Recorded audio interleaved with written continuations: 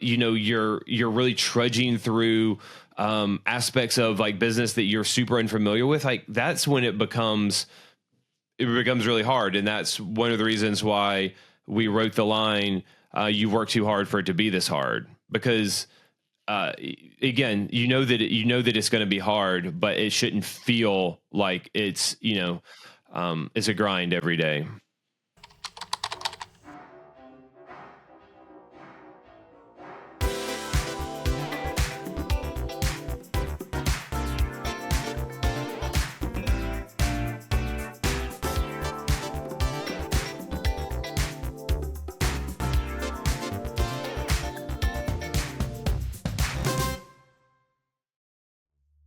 Blood, sweat, tears. The 3 bodily fluids that every entrepreneur must sacrifice in order to achieve success in the cutthroat world of business.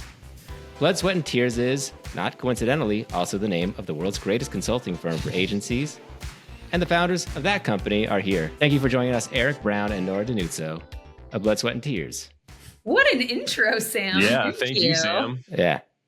We're also we know each other, so yeah, it's we've kind of never funny been introed that strongly before, though. That was impressive. That's the bar. That's the new bar, y'all. We might have to buy that line from you. Yeah. Okay. I'll put it in the chat. Royalty check coming your way.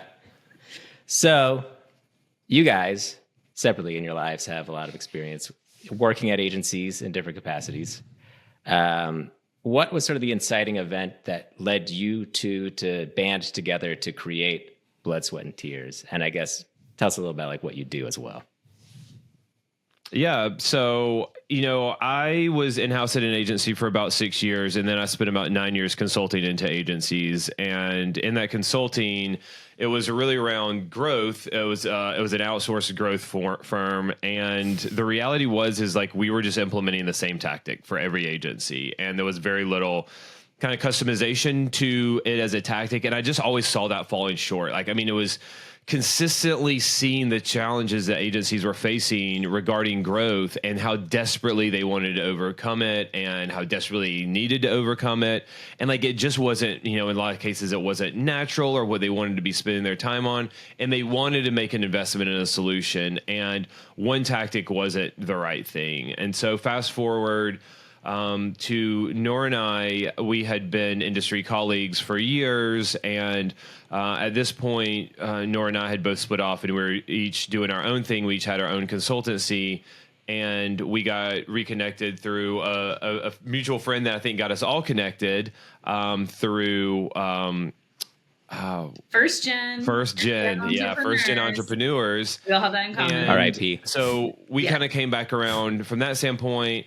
I was doing my thing. Nora was doing her thing. She was very strategy led. And, I had so much background in the execution of tactics for agencies and that kind of the deployment. But when Nora and I were talking, it was the strategic component. It was Nora's incredible background and experience and having been in several agencies and having tripled several agencies and having pitched thousands of brands that I hadn't had exposure to. And a lot of the other people that I talked to or the other firms that were kind of doing this type of growth consulting support didn't manifest with them, and it didn't really seem to be fundamental to their approach. And I knew at that point in time that was what agencies needed somebody that could come in and get deep into their books and deep into their processes and deep into their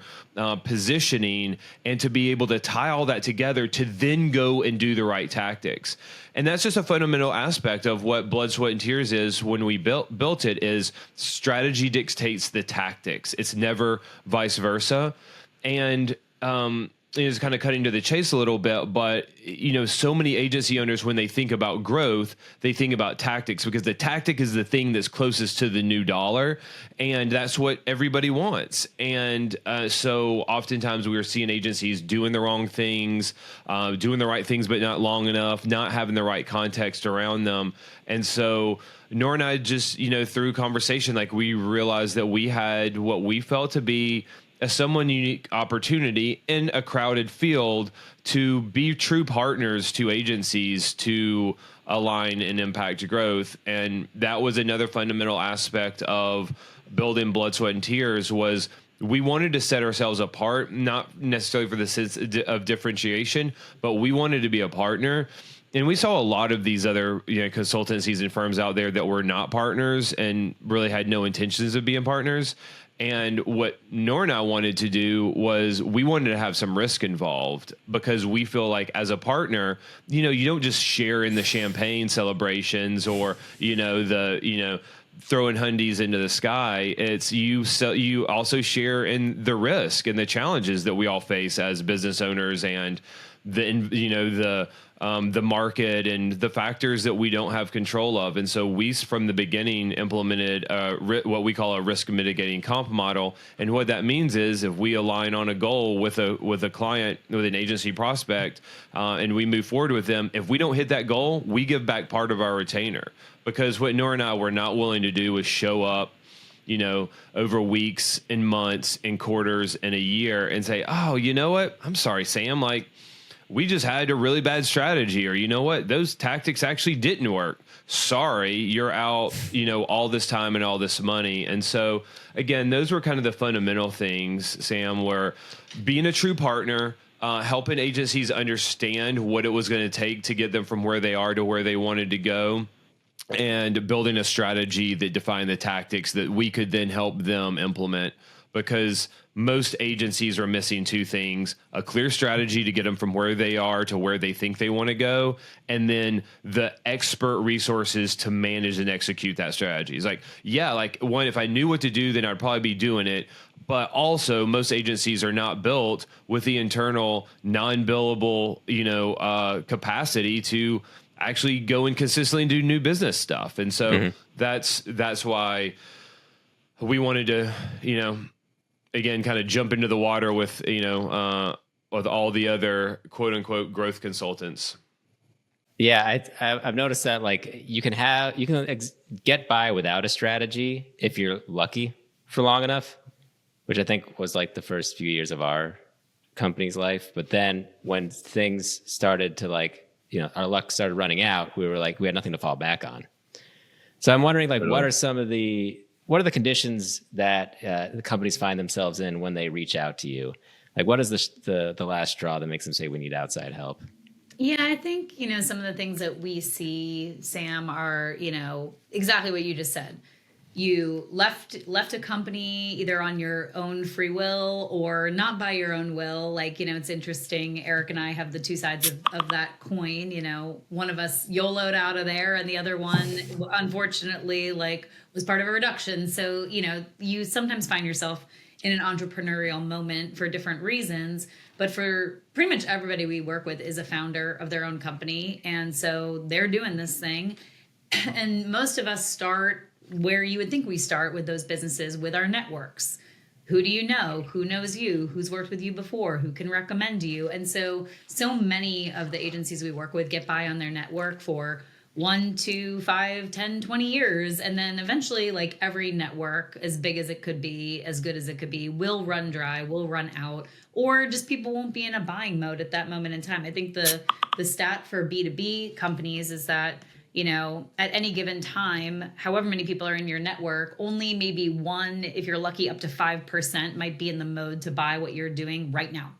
So if you think about it, if your network's only 1,000 people, then only one person would be, able to buy from you at that time, and then extrapolate that out. So a big thing that we work with our clients on is just the KPI of conversations, more conversations, because more conversations means you're either getting back in front of your existing network or you're expanding and tapping into a new network. And with conversations come opportunities for people to connect you, even if they're not the right person, to connect you to someone else who is, to just kind of resurface and get back in touch, to find ways to collaborate. So, that's what we'd push for, is the KPI is conversations. More conversations equals more potential business and more potential partnership. And so I'd say that's the number one thing. People come and they're the networks kind of run dry. The other thing we hear a lot is, oh, we just need more at bats. We just need you to get us in a room, get us in a room. But like recently, we were launching a new service that we have called Vitals. It's a growth readiness assessment. And one of the agencies that did our beta said, we used to say, get us in the room, but then we got in the room and we didn't win. So a lot of times when people say, get us in the room, get us more at bats, the very next question I ask is, what's your close rate? Like, are you winning 80, 90% of the time? If you're not, you're winning 10, 20, 30% of the time. Probably there's something structurally wrong with your pitch, with like some of your foundation, or even like your confidence. Like we talk about, as it relates to content for agencies, confidence times consistency times time is the equation. So like, who's going to follow an unconfident leader into battle? And I think like so many founders do suffer from, I don't like to use the word imposter syndrome. Like I think that's really overused, but like there are some confidence issues, right? Like either the confidence about, oh, everyone already knows what I do, like overconfidence. It's like, no, not really. Or oh, no one wants to hear what I have to say. Like the sort of like what I diagnose as humble creative-itis. Like, yes. Stop being humble. Like, you are the founder. You have to be your own hype human. Like, who else is going to hype you but you? Like, only you know your story. So, I said recently I was on a panel at the Own It conference, which is all women-owned agencies in the country that are being tracked. And, out of 15 to 30,000 agencies, depending who you ask, only 700 are women-owned. So we're trying to up those numbers. And someone said something about like, oh, feeling like sales is awkward or pitching or selling yourself was awkward. And I was like, well, what's more awkward? You selling yourself or you going out of business? So I think those are some main problems we encounter. Like, Eric, what else? Like some of the financial stuff as well. Yeah, our perception is a lot of agency owners, a lot of founders didn't get into the game because like they wanted to manage a pipeline, or like that was really their background or like their role and like function that they really wanted to spend time on. But it's critical to the success of an agency. And oftentimes, as Nora's mentioned, is like you launch out with your network, with maybe a big piece of business or a couple pieces of business that are going to follow you. But every day you're tapping into that network, that network is diminishing while your costs are going up and your staff is getting bigger and that sort of thing. And you, Sam, you kind of mentioned it. It's your luck that runs out, but honestly, it's your pipeline that's run out, because when you don't have processes, your pipeline is just the people that and like that's only going to take you so far. And especially as we talk about like the thousands of agencies out there, like every day there's more of a focus on ROI and the impact and expertise and that sort of thing, and what stakeholder out there that's responsible for a brand, like their job is on the line. There's millions of dollars of budget. There's product launches. There's all the things that that brands are focused on, and they need to hire the best agency to accomplish that. Like they're not going to hire, like I'm not going to put my job on the line just because like we're buddies, or because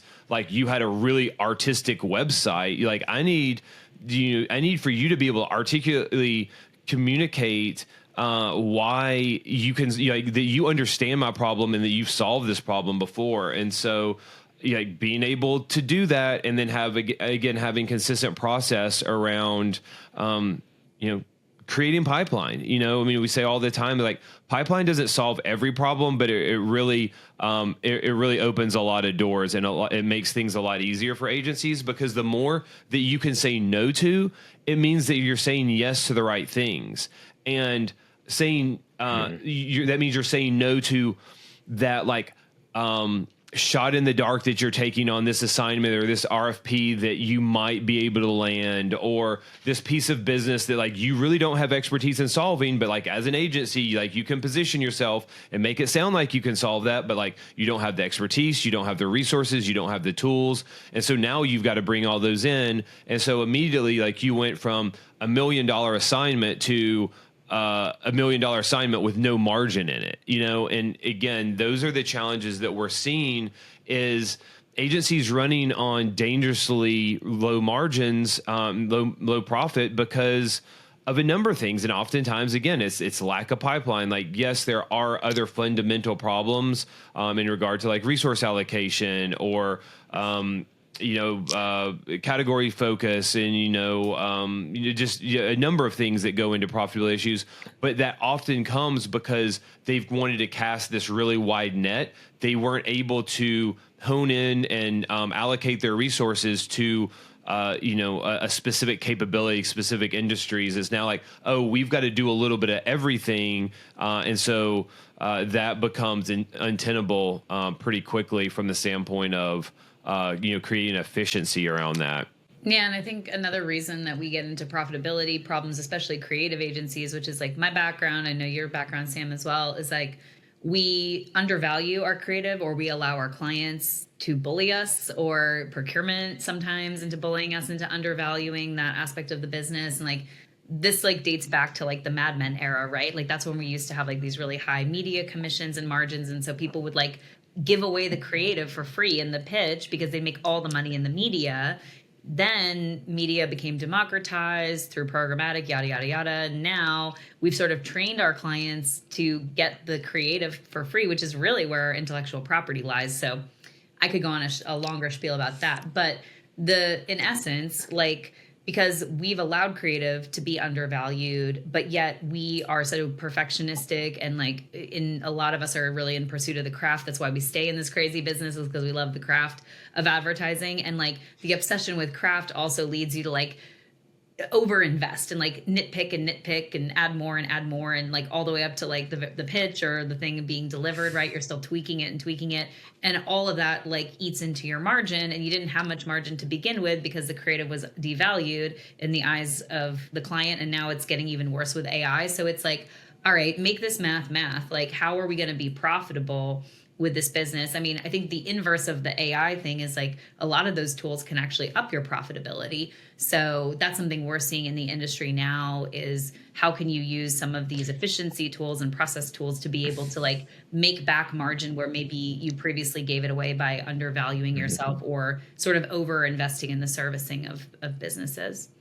That was a big lesson that you taught me, was just like the have more conversations thing. And also it was a little bit of relief to have like no expectations out of like meeting new people, like just be interested in them and be interesting, like figure out what's interesting about you and just like make a connection. Because, I guess, they're probably not going to want to book a meeting right then and there, but maybe down the line they will. I think another important part of this is the, what you said about building your business around the opportunities that you're getting, and that how that can lead you down the wrong path.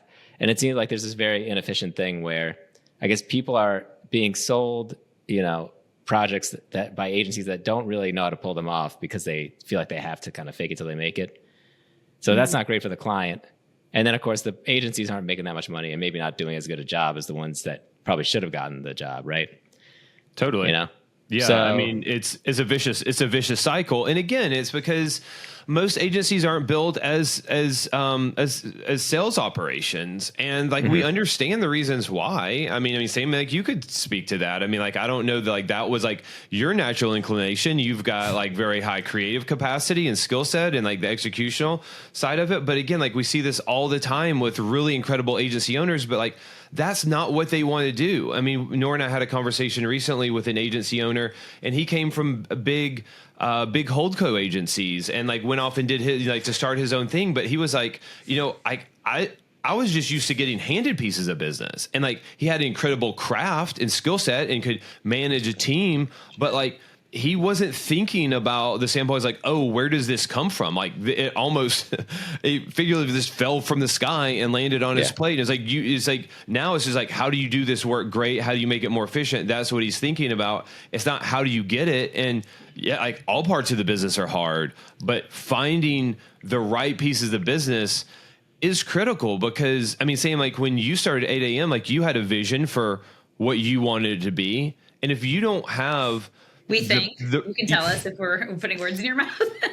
Well, every business owner has an idea of what they're trying to create. And, especially for agencies, if you don't have the right clients, like you don't get to do the work that you wanted to do. And you don't get to do the work for the types of brands or clients that you had envisioned doing it for. And that is, it's ultimately a pipeline, but it's how do you structure yourself to be able to do that?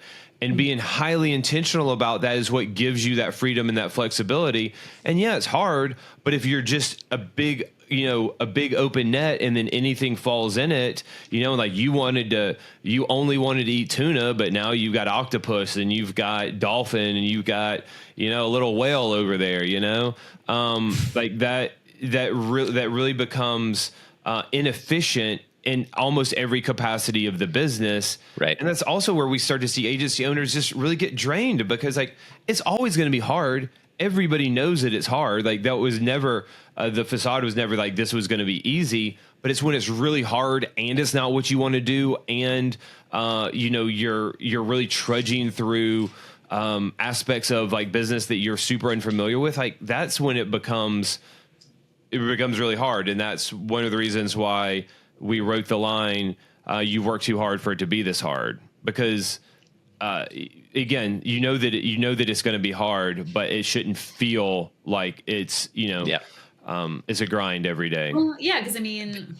if growth just becomes a slog, if building your own business becomes a slog you don't look forward to every day, like I know you've helped us, like you're working on this deck with us. We were designing, that we were presenting out in Colorado last year about how, growth is an ultra marathon, to use like a running analogy. It's not a sprint. It's an ultra marathon. It's 99, or 100 miles. And it's like, okay, well, what happens if you have a blister or a really bad cramp or a shin splint in mile 1? How painful is it going to be to run the other 99 miles of that race? And so like pitching, growth, like that's the life of your business. You get up every day. Like, I mean, everything is a pitch, right? Like literally every conversation you have, everything you do is some sort of like link in the chain that like helps tell your story. And so it's like, if you're going to just be mentally exhausted by that each and every day for the forever of your business, however long you have it in business, like you're not going to be happy. And so like, you got to find a way to make growth fun and make growth exciting again. But like very often we encounter founders who are in one of those like slump spots. Either they've lost business or they haven't been able to figure out the margin, and they're just frustrated and they're tired. And like, we get it. We totally get it. I think one thing with sales, and I think that sort of broadly ties into like a trend of, founder led, like, what is it?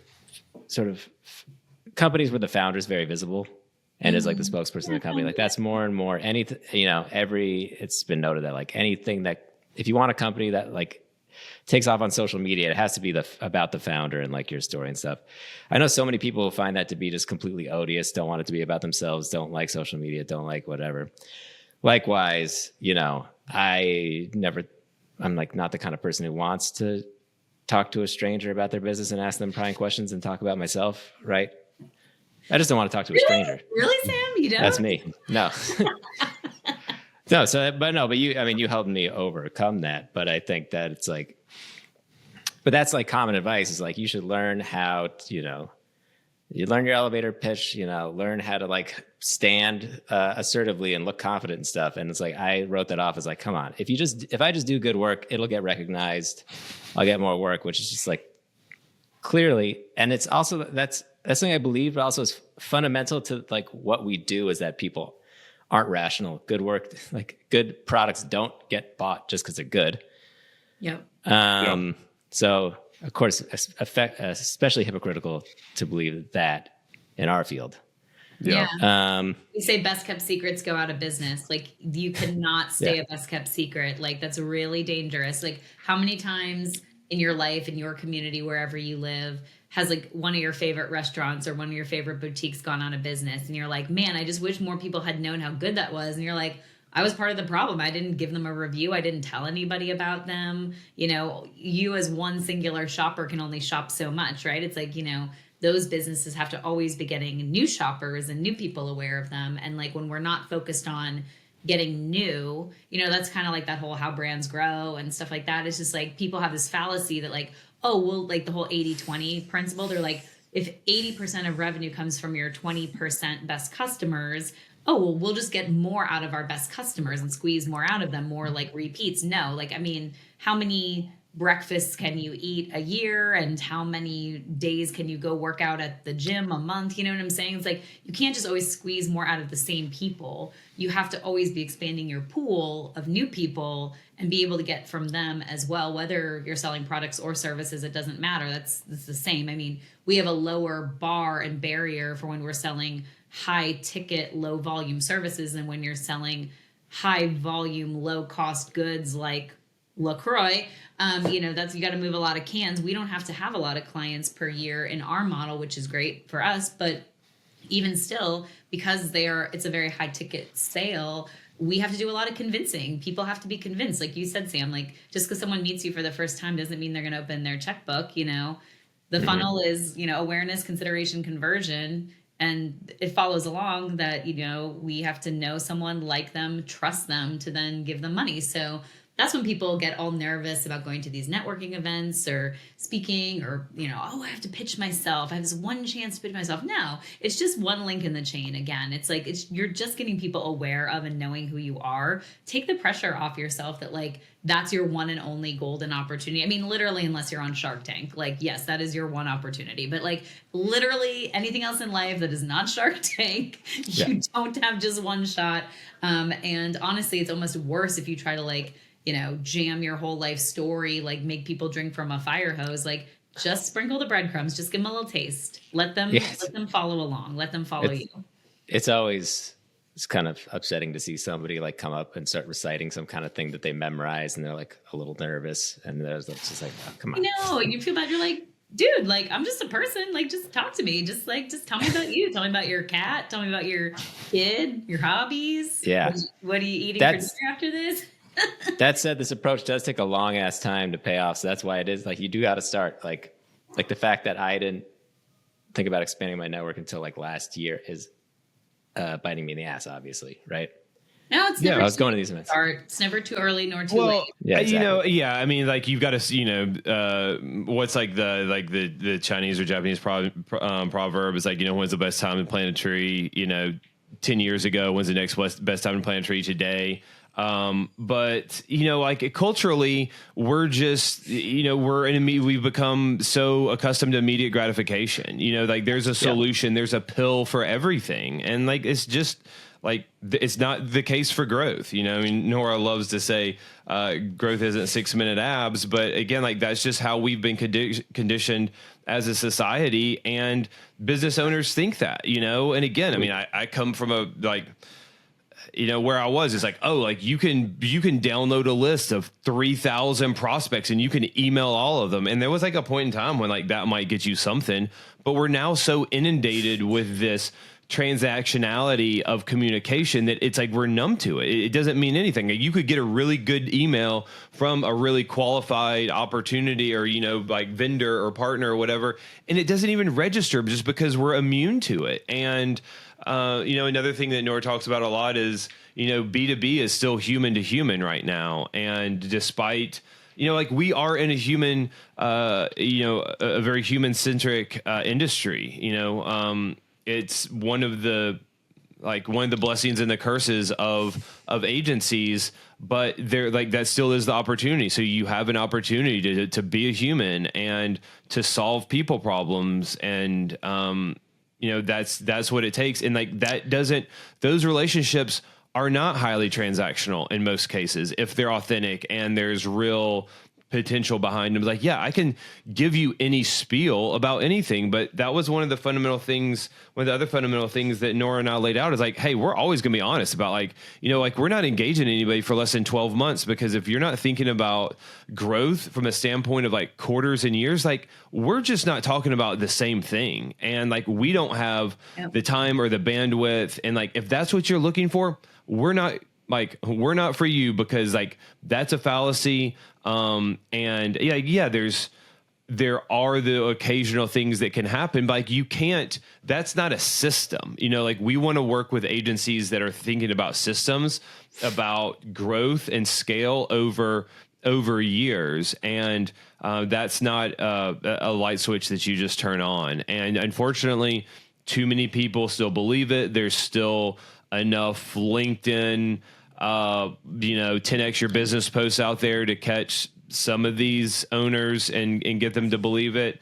But I mean, when you look at the data on it, that's not how it really happens. And so, yeah, Sam, I mean, it is a long-term thing, but again, it's so bizarre. And I guess at some point I need to do some research into like, why did agencies like become like, why were agencies built with like no sales component? That was like, I mean, you don't start a SaaS, like you don't start like there's so many other industries that it's growth, growth resources, growth roles, growth tools are fundamental. It's like what you think about maybe before anything else. But for agencies, it's just not. And then you get years down the line and you need to bring in resources. And then all of a sudden the number hits, she's like, oh, I'm going to need a couple $100,000. I should be investing 5% of my revenue, 8% loaded costs of revenue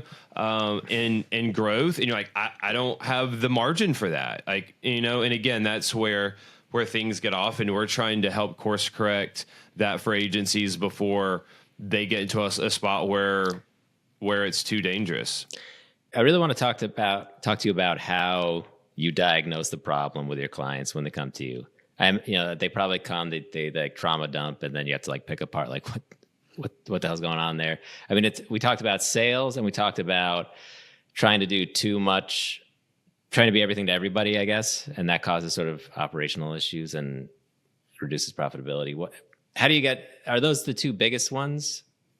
Would you say? I mean, there's other ones too, some which you'd expect and maybe some you wouldn't. I mean, one that we've been seeing a lot lately, and I've diagnosed and been brought on to correct several times in my career personally when I was in agencies before I consulted, is this idea of client concentration. And especially for small companies, this is a really big problem. And it's like when you're trying to move out of being a small company into being a bigger business, like client concentration is something you really have to address, because when you think about it, you start your agency, you get one client. That client is 100% of your book of business. You get a second client. If they're the same size, now each one is 50%. If you get 4 clients, if they're all equal in size, which they almost never are, then they'd each be 25, right? So a lot of times when we get brought in, there is like one whale client, like one big client that represents 50% or more of the book of business. That's the one they've had the longest. That's the one they've like deepened their relationship with. And they're doing the right thing in terms of growing it organically. But the more you grow that one and don't grow the others, you end up in this dangerous spot where now one represents 50, 60, 70, 80% of your book of business. What happens if that one goes away? What happens if tomorrow that CMO gets fired, a new CMO comes in, that CMO hires their friend, you aren't their friend, you're gone. Boom, there goes like, $4 out of $5 million, or there goes, $1 out of $2 million. And so those things that seemingly feel like they happen overnight, like what was that Hemingway quote? It was like, how you go bankrupt or how you go broke. It was like slowly and then quickly. It's like, that's the whole thing with client concentration. Slowly it builds up that they become most of your book of business. And then very quickly overnight, sometimes it seems they're gone. And then how do you fill $1 million, $2 million, $5 million hole? Well, because like we said, most people don't have pipeline and they're not really working on activating and creating pipeline for themselves. They don't have it. So like, it's a gross analogy, but like, what part of your body are you going to cut off? Like, are you going to cut off an arm or are you going to cut off a finger? Like, so the less you're concentrated with one singular client, the more stability you have. Or to use a less gross analogy, like a table. Like, well, if you cut off a pedestal table leg, then you don't have a table anymore. But, if you have a 4-legged table and you cut off one leg, then the table can still stand, right? So same thing. Like I was brought in to diversify like a 60% concentration at like the agency I was at the longest. Ended up getting it to the point where like no singular client represented more than 30% of revenue at any one time. If you can get it down to like 20, 25% or less, that's even better. We have a client right now that's like 85% concentrated. We have another one that was 50% concentrated and lost that one client. So, it's just, that's a big, big danger one. And especially again, if you don't have pipeline, if you don't have strong profit margin, you have no bets to hedge against losing a client that large. So that's a big one we work on as well. And like we talked a little bit about like being a partner and, you're a partner in the good times and the bad. Like some things are out of your control. I'll just say like there are market conditions, like what I would call the wind, like the headwinds and the tailwinds. Like we can't play God. We can't control that. We can't control elections, wars, interest rates, et cetera, et cetera. Like those things are really far outside of our control as individual business owners. What we can control is the other set of issues I would call the hurdles. So like the wind and the hurdles, right? Like if you're gonna, not that I've ever run very much, I don't like to run, but why do I use so many running analogies, Sam? But if you're gonna like run over hurdles and into wind, like people will say about running hurdles, like whether you have headwinds or tailwinds, it does affect your ability to run. And like when you jump over the hurdle, you know, if you're already going to have to run into wind, do you also want to jump over a hurdle that's like on your track? Like if you put that hurdle there, just take that darn hurdle off the track. Like you put it there. You made this hard for yourself by like over concentrating your client base or like over servicing your clients so they're completely unprofitable, or taking lines of business that you have no business doing, ergo you're unprofitable. You picked your staff, like you hired the wrong people, like that's not anyone's fault but your own. So like we try to really focus on diagnosing the self-imposed hurdles. Like we don't care too much about the wind in the same way. Like I never compared, like lots of people in the pitching environment are like, well, who are we pitching against? How many other agencies are in the mix? Who are they? It's like, who gives a crap? Like that has no bearing on you and what you're doing. If you knew who they were, what would that change about you and your positioning and how you talk about what you're really good at? Like focus on yourself, like focus on the conditions you've either created or caused for yourself and focus on fixing those. You can't fix the wind. Yeah. See, I mean, you asked like, how do we assess like how do we assess agencies and like kind of their challenges? Is we've got a very specific process. So there's 32 variables. Anytime we start a conversation with an agency, there's 32 variables that we assess. Like 25 of them are self-assessed, and then there's certain things that we come in and assess from an outside perspective because it's hard to self-diagnose, or oftentimes you shouldn't self-diagnose. Like you need an outside perspective to review certain things because you can't just be fully honest. You don't have the industry perspective, and so the goal in doing this, Sam, is twofold. It's one, to be able to understand what things need to be corrected. Every agency is in a place and wants to go somewhere else. And so what resource, ultimately what it comes down to is it's an assessment of resources needed to get to a goal. And the three resources that you can leverage are time, dollars, and people. You've got to have some balance of those things to get from a current point to a future point. And it's which of those are you going to manipulate and how much do you need of each? So when an agency says, hey, we're $10 million and we want to get to $11 million, or we're $10 million and we want to get to $16 million, that's a very different amount of resources that's needed. Now, are you trying to do that over a year, or are you trying to do that over 3 years? Again, so we start to see how these variables are need to be leveraged in order to build the right strategy. But also the thing that is fundamental about doing this assessment is it's the foundation analysis or the foundation analogy. It's like if we don't know how stable our foundation is, then like we don't know what kind of structure that we can build. And common sense would say, okay, if you've got an unstable foundation, you don't want to build on top of it. But what a lot of agency owners want to do is they just want to run. They want to throw some money at something and say, get me to this goal. But there are fundamental aspects of the business that have to be corrected because it's highly inefficient to do things on top of an unstable foundation. If your positioning is not strong, if you don't know who your ICP is, if you don't have clear alignment to them, if your profitability is bad, if your conversion rate, that's one that's like a very clear calculation to do. Like Nora was talking about before, is like if you just say, hey, get me more leads, but your conversion rate is 10%, you've got to spend a lot of money up here at the top of your pipeline to then get a little bit down here. So if we can shorten that, or tighten up that pipeline so that we always talk about minimum viable effort. Like nobody's here to try to just do a ton of work and spend a lot of money. Nobody's ever asked for that. I like that. So what we're trying to do is figure out the most efficient way to do this. And optimizing those aspects of your business that are suboptimal will allow us to be far more efficient. We also talk about, growth, when a lot of agency owners are thinking about growth, they're thinking about net new. When we think about growth, we're really thinking about the enterprise value of an organization, the way that an M&A advisor or an investment banker or a PE firm would be evaluating an agency.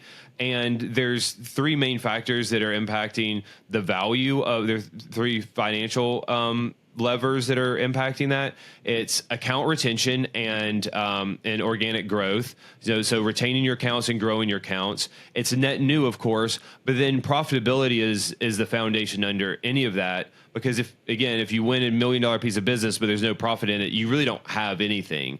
And so for every agency, we're thinking about how we optimize each of those levers based on where the agency is and the goals that they're trying to accomplish. Because again, if we can go out and win $1 million piece of business, but we know that we've got 30 or 40% margin in that piece of business, and then the account team is again, like this is within our ICP, so we're really well qualified to service this piece of business. Nora talks about all the time is, year one is typically going to be your least efficient or your least profitable year because it costs so much to win and onboard an account. But if we're already set up, if this is in our wheelhouse, if our teams are built to before we even win the business, like we know that we're going to be able to manage it well, and then we've got the systems in place to grow it by 20 or 30% over the next 12 months. Like that's how you optimize that $1 million piece of business versus going and winning a $1 million piece of business that you've got no margin in. And so again, that's how we're thinking about growth for an agency.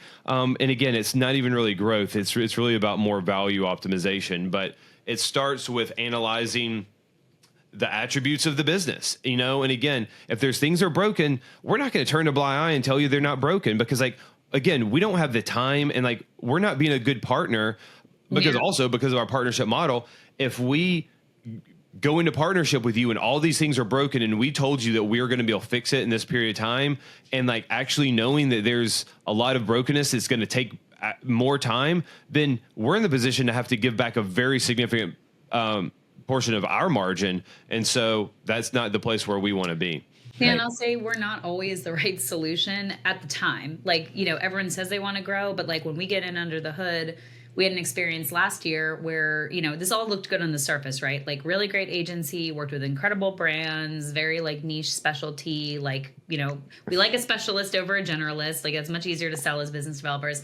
They said to us, oh, we doubled revenue in the last year. Whoa, that's amazing. 100%, year-over-year growth doubled in 1 year. But then we were okay, cool. What's your margin? And he was less than 10%. So we were okay, cool. So you can't bonus your team. You can't give anybody raises. You can't take a bigger draw. You can't invest in any of your own things. You can't invest in us. And so the number one thing we could tell him was we would be doing you a disservice right now to try to grow this more. There is something broken here within your books and how you're doing your books. You need FP&A. You need financial planning and analysis. You need someone who's a finance expert to come in and figure out why you can't extract more than 8% margin out of this multi-million dollar business you've created. And, then as an aftermath of doing that exercise and getting the books right, they sold the company. So we're not always, again, the right solution for people at the right time, but we are very good at diagnosing what the actual problem is, by getting it under the hood. And we think it's we're not fiduciaries nor are we lawyers, but we do think it's our moral responsibility to tell an agency owner, we're not the right one for you. And there are so many examples of that's happened. And we feel good and we sleep well at night knowing that we're honest with people about whether or not growth is right for them right now.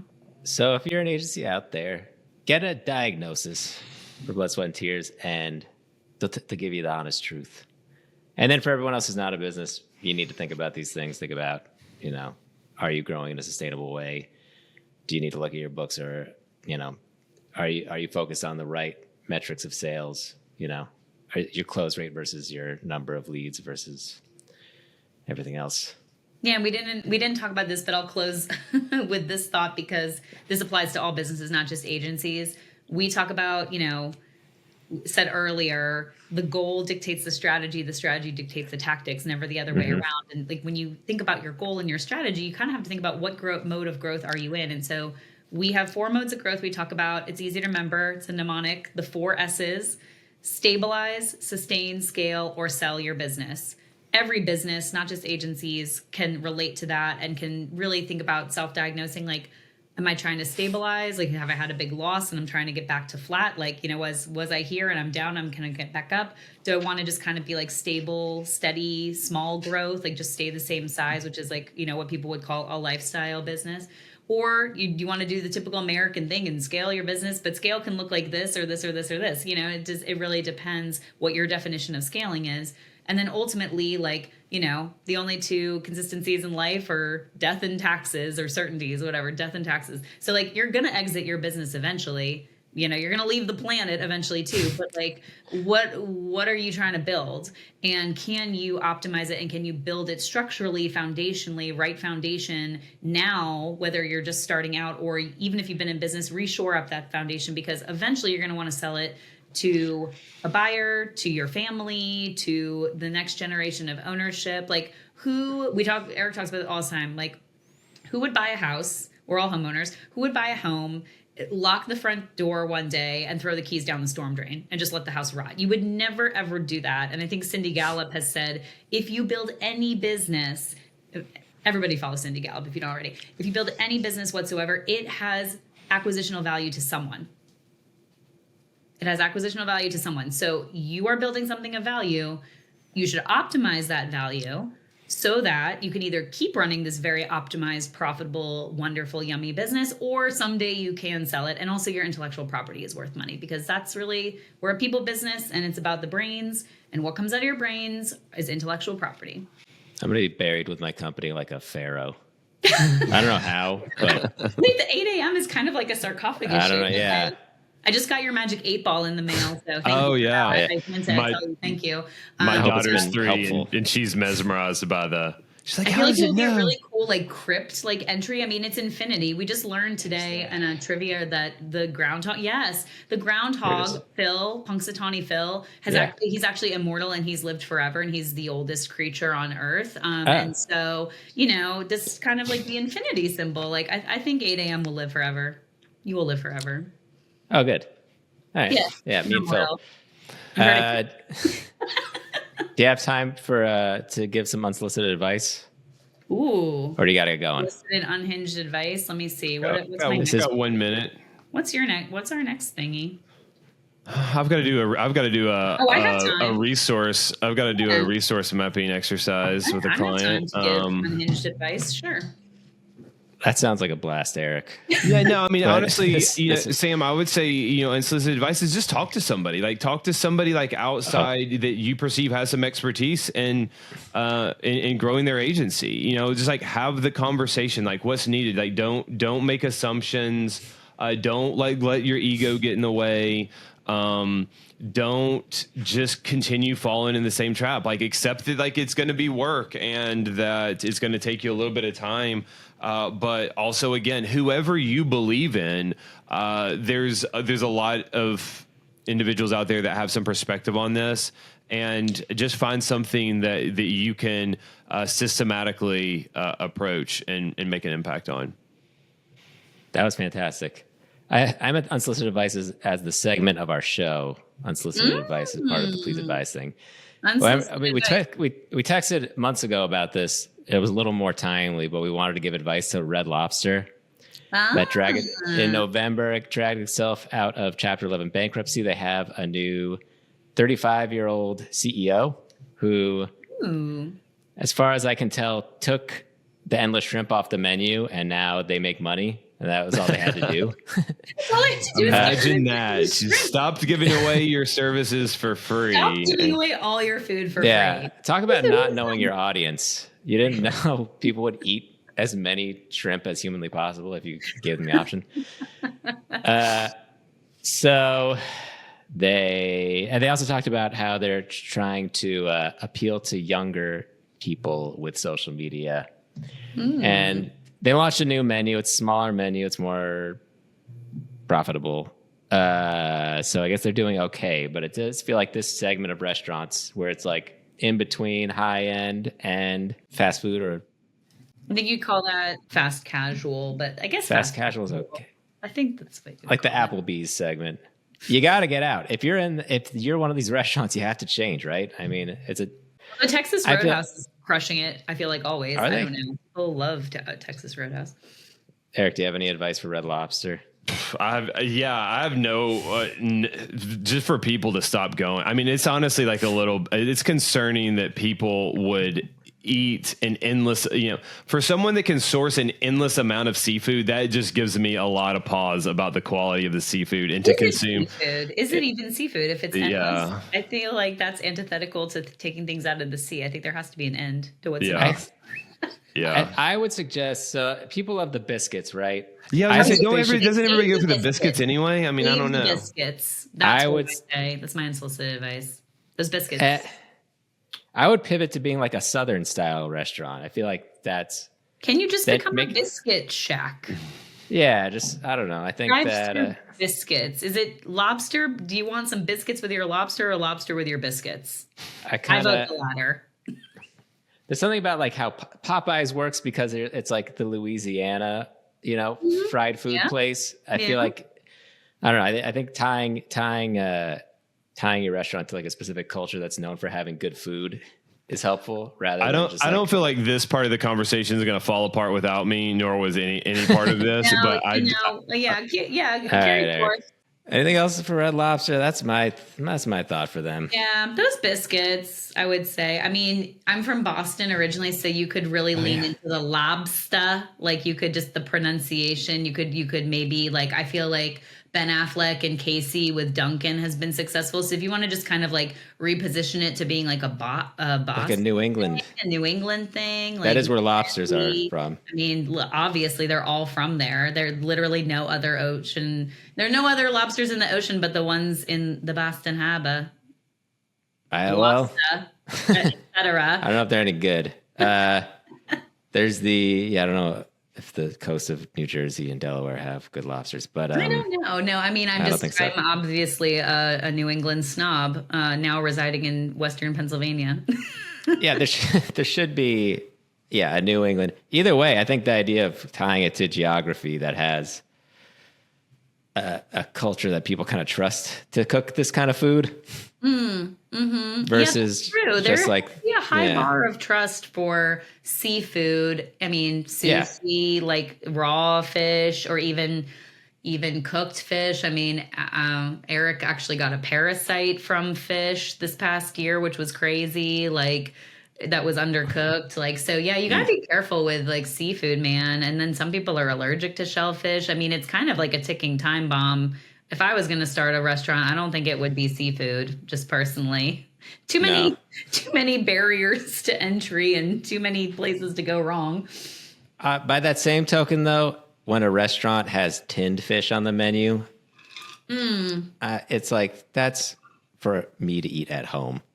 I don't need you to open a can and put it on a plate for me. Yeah, that's kind of like, when you see the bottle of wine in the chairman's selection and then you're like, oh, yeah, that thing that's $9 in the store, I've definitely paid $60 a bottle for at the restaurant. You're like, I was winked. For people not familiar with Pennsylvania's liquor situation, every liquor store is owned by the state government, and then there's a chairman's selection, which is like the nice wine, which it feels like they leaned into the communism aspect of it. We have a chairman telling us what wine to drink. I never read it that way, but it's like I just fall in line with that socialist view because I'm like, well, the chairman said I should buy this, so it's got to be good.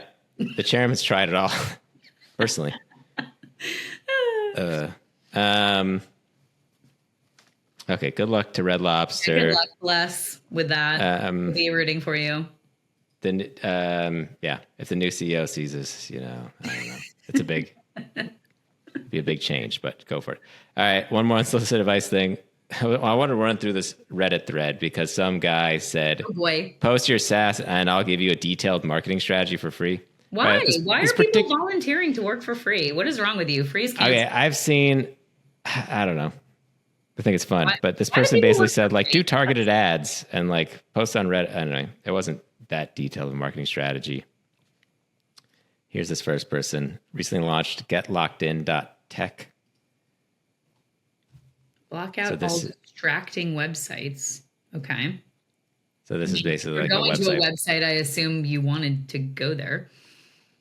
But it's like you have no impulse control. Like, that's relatable. I mean, I am a tab queen, so that is really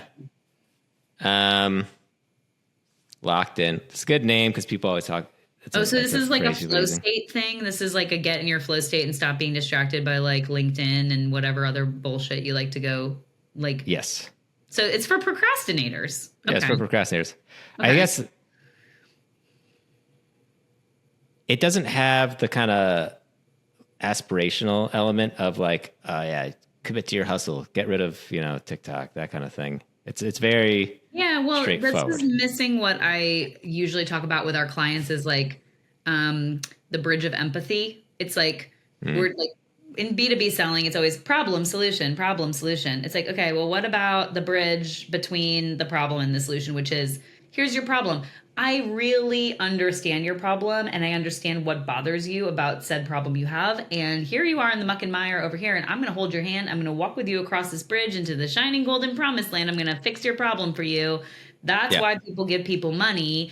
So this is very rational, right? Like block out all distracting websites. Okay, but why? It's missing the why. And like human beings are emotional and irrational, not rational. So like rational RTBs, like the what of your product doesn't work on humans. Like the why works. I mean, look, if we were truly rational beings, we would all be eating broccoli and running marathons, but instead we're eating pints of ice cream on the couch. So like we all know we're not supposed to do that, but like we do what makes us feel good. So like we also try to run away from what makes us feel bad. So if people feel bad about procrastinating and people feel bad about wasting time on these websites, like speak to the fact that like, how does it make this person feel that they're wasting time, or how could it make them feel that like they could be gaining time? Like, I tell clients all the time, there's a sort of fallacy that like, with money scarcity or like scarcity in business, scarcity mindset that like, we're competing for the same scraps or something. And it's like, no. Money is infinite. Time is finite.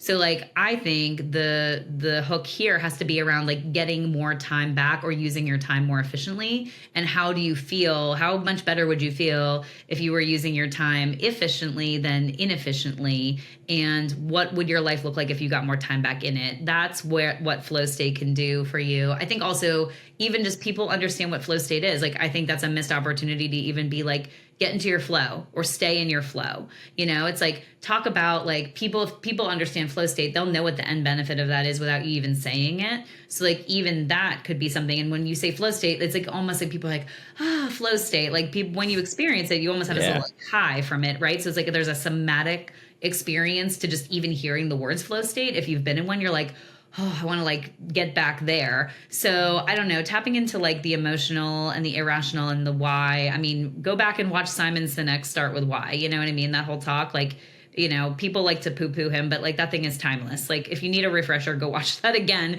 because it is really like all about the why. And so many B2B companies miss the why entirely. They're so focused on MVP and traction and blah, blah, blah. And it's all about the what. And like, they don't do the branding. Like go up to the top, Sam, go back up to the top.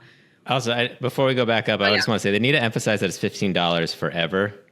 Wait, more. Like you only pay $15 once forever? Like how software used to be. You just pay for it once. Yeah. Which I feel like this is like, that's one of the bigger selling points of it, because I'm used to paying $5 for the rest of my life to block websites. Per month. Yeah. Times forever, but it's actually and then also maybe forever one time. Just the use of this layout made me, I didn't recognize it was forever at first. Yeah, I didn't recognize forever at first.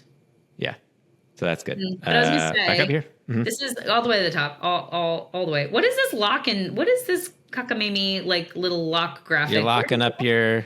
What site did they pull that? Like clip what art. stock photo, clip art did they pull that? I mean, come on, like literally, this is also where's their logo? Get locked. Is that their logo? Stop. That's not the logo. Where's the name of the company? It's lock in. Locked in. Where's the name and where's the logo?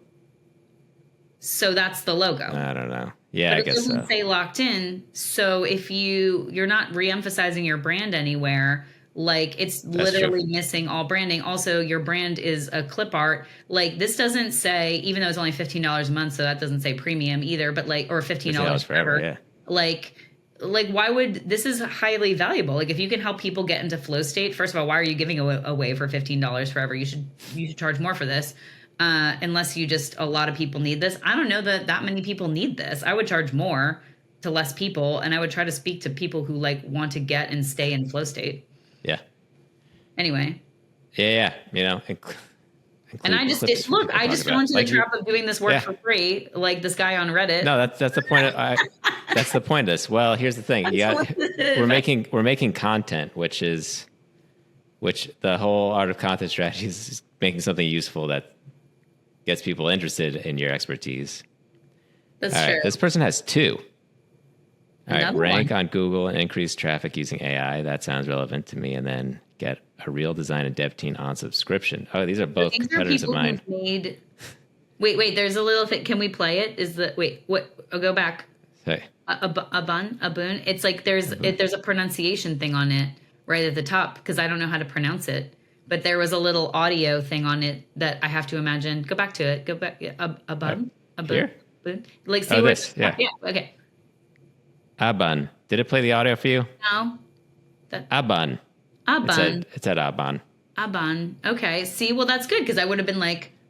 I guess that is a branding issue. Though there are a lot of brands where nobody knows how to pronounce it. There's a lot. I mean, like look at look at the pharmaceutical industry. Like I often joke, like, did they just throw all the letters in like a bingo ball tosser and like whatever comes out in a stream is what they name the drug? Like Xeljans, XELDZJNZ. You're like, what the heck? Like who names one of the customers of this company is the guy's other company.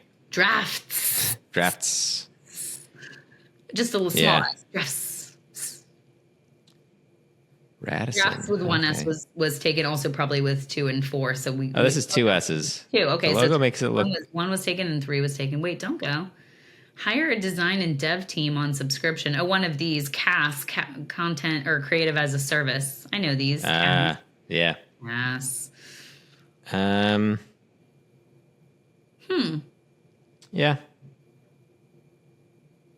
I mean, there's, I'm not the right audience for this. Like I often say in biz dev, like you are not the target. I'm not the target of this because I'm a little bit craft obsessed and like I just don't believe that like you can get good craft out of a CAS. I just don't.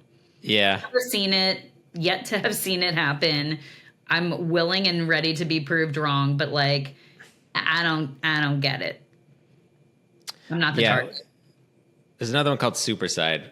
We just looked at. I know that one. They had an interesting pricing scheme we looked at, and they're basically a deliverables factory. Yeah, but you have to be really specific. I did work with one of them at one point, and like literally, you can't even have anything misspelled because like they won't correct your misspellings. Right. They're like, nope, we just do the layout, and you better have like proofread the crap out of that and actually written it well. So that's a whole other thing, copy, but.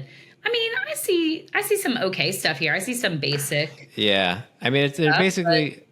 I don't see. They have some kind of system where they'll funnel your request to somebody from Upwork for you.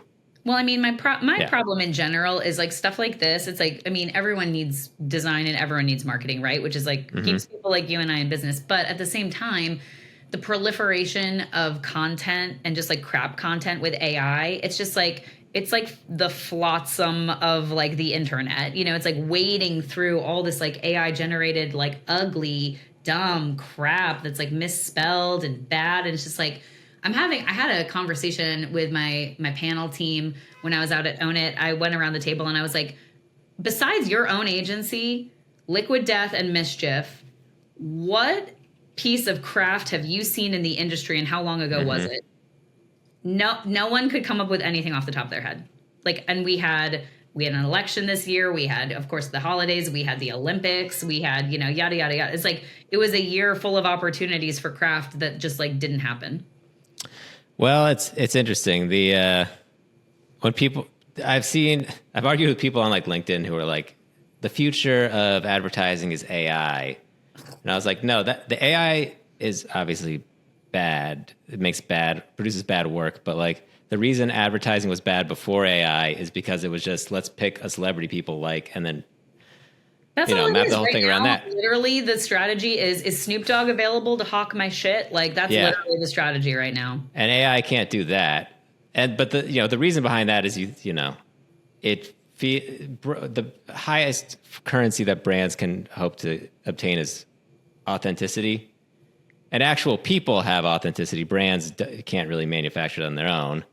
So like the idea behind it makes sense, but of course it's just sort of done in an uninspired way.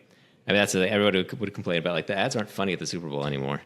Yeah, It's AI content writer that creates valuable content for your readers. Well, they used content twice in the same sentence, so I'm already not convinced.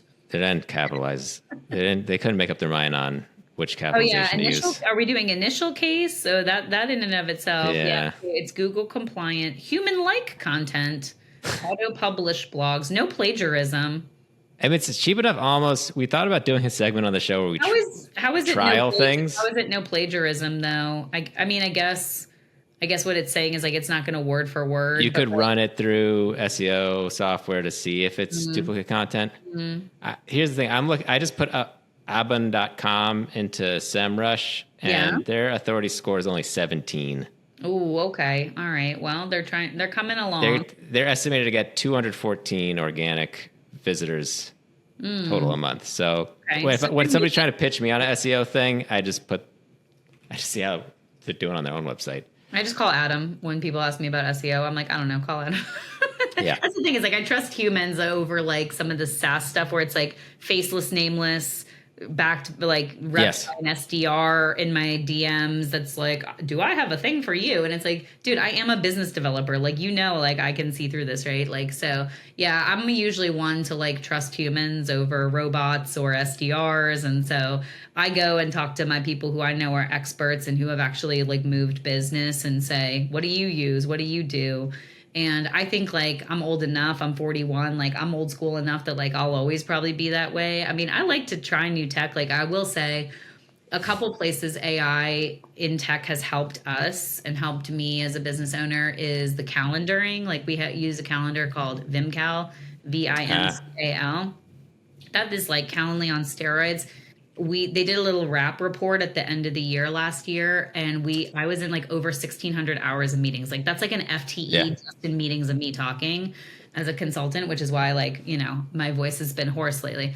But like that calendar, can you imagine all of those 1,600 hours if I had to manually go back and forth with people? What time zone are you in? Are you available? Oh wait, no, you're unavailable now. It's like I sent links. We sent links to all those people, and like that's how 1,600 hours of meetings got scheduled. But in the past, it would have taken me 1,600 hours to schedule 1,600 hours of meetings, and that's way more than like an FTE per year. So yeah, like things like that have really helped. And then also like the AI transcribers for like notes. Like I probably, like I just said, I do 1,600 calls a year. Like I can't take notes for all of that. I mean, I still try. I still like, I do this because I'm 41, but like, the volume of notes I take is so much less. And also like when I'm interviewing someone for like a stakeholder interview, I can actually like focus on what they're saying and think the next good question to ask, as opposed to be like furiously trying to like type. I mean, I am an 80 word a minute typer, but like still I'm not going to catch everything verbatim. And I'm going to be so focused on typing exactly what they're saying as they're saying it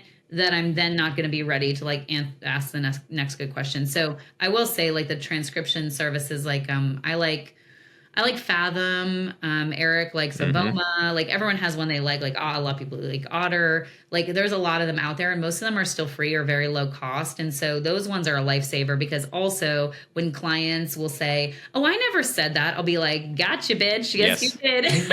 I have you on tape saying you did that. I have had a couple phone calls just on the phone and I'm like, shit, I don't have a recording. The recording will save you. It will save you time, and it will also like it's like an insurance policy, right? Or like the 2-hour or 4-hour workshop you ran, you have to go back and read the transcript again. Like that's a really, really, really good use of the robots. So thank you, robots, for that. But yeah, you still can't write better than me. You still can't come up with better company names than me. I challenge you to a duel. No, I say. We figure out a way to like, I incorporate some kind of AI tool in most of my busy work. That's what it's for. That's what you should be doing it for. You get more margin out of your busy work now. Yeah. That's good. writing a creative brief or whatever, I can just I have a dictation app. I dictate it into it and I say, put it in a creative brief. Oh yeah. Use it for scopes of work. Those things are time Yes. suck. All my Scopes- proposals. Scopes of I work, like it. proposals. Yeah. Those are really good uses. Yeah. Or like just even like a creative ideation jumpstart. Like I love that video out there. I think if you Google this, it was like, you know, those like mashups, like this X this, that's like very popular, right? So like you're pitching, like I think it was one, it was like IKEA X Patagonia. What would that mashup look like? And they were using like some of the AI tools, and this was like early AI. So it's like, this just showed how good they were at prompting at the time. But like some of the stuff they came up with was really good. And then like, you know, you bring those things into a pitch. Like it used to be, you would spend hours like storyboarding and researching and hand drawing, and then, you know, doing all these like things in After Effects and Photoshop to like try to recreate this. Now you can do it with AI in like 2 seconds. I do think though that is making clients feel like they can undervalue even further, like the pitch. Like we just had a client who got invited to a pitch and they wanted to give them $1,000 to own all their intellectual property that they share in the pitch. It's like, well, do you think all of it's going to be made out of AI and that's why you don't think it's worth anything? Like still materially, like even the IKEA X Patagonia, like that's an idea, right? Like that's an idea that could ultimately, if it was produce hundreds of thousands or millions of dollars of revenue for someone. So like, even if AI put it on paper for you, does that mean it's only worth $1,000? Like, no. Well, AI could get you that far, but then the actual campaign, there's not much AI can do. You need actual products and Exactly. So, actual photography. We'll learn to live with the robots. We already are. They're not going away. This is like people said, like, this was when people were like, I don't embrace the mobile phone, or I don't embrace the computer or the laptop. It's like, well, that's happening with or without you, buddy. Like, get on the train or not. So like, we're all going to have to use it or find ways to use it and find ways to like adapt to it. And it will remove some jobs. And I kind of feel for the interns now. I'm going to say, like, I feel like so many like intern related learning tasks are being replaced by AI. So if we're not going to allow people 100%. to ever learn, how are they ever going to start their career? I don't know. And if they learn and their job is to use the AI to do that job, That's then I what feel it like is. they're not really going to. Engineer. It's like, oh wow, way to be a cog in the machine. Be a prompting engineer. Yeah. I mean, they try to make that sound as nice as possible. It's calling it engineer. What was that like? What was that Minority Report or like that movie? It's like, you know, they're all these little like, you know, you're out of alignment with the machine, or like it's like the Matrix. Like then we're starting to get a little dystopian. Like, you prompting engineer number 875123479. You're out of line. You are eliminated. Yeah. On that positive note, womp womp. I think we gave enough free advice to people on Reddit and some great advice to the listeners and viewers of this show. So thank you for coming on. And Thanks for having me. Always fun. I don't know how have we handled it when Eric jumped off. Thank you to him.